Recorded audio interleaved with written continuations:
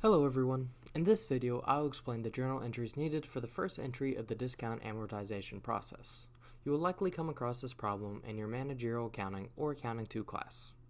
Let's say that on the first day of the fiscal year, a company issues a $4,200,000 10% 5-year bond that pays semi-annual interest of $210,000, receiving cash of $4,041,710.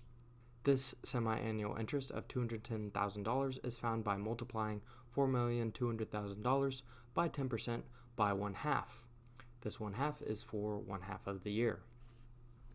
Something else to note for this example is that we will be using the straight line method of amortization, which provides equal amounts of amortization over the life of the bond. So now that we know all the information, how do we journalize the first interest payment and the amortization of the related bond discount? Firstly, for this example, we know that there are 3 accounts being affected, and we know that the company has to pay $210,000 in cash at every interest payment. So, because of this, we can put cash at a credit of $210,000. Next, we know that the company has to amortize the discount on the bond at every payment. To find the amount the company will amortize every payment, we must find the total discount. This is done by subtracting the cash received from the face value of the bond. So for this problem, all we have to do is $4,200,000 minus $4,041,710,000, which comes out to $158,290 for the total discount. Next, we must divide the total discount by the number of payments. Since this is a 5-year semi-annual bond, there are 10 payments.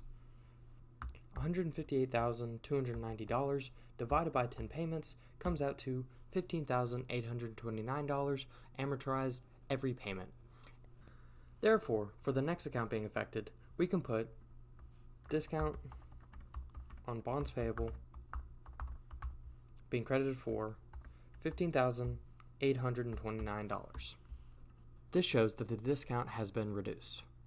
Finally, we can find interest expense, which is just cash plus the discount on bonds payable. So, for the next account being affected, we can do interest expense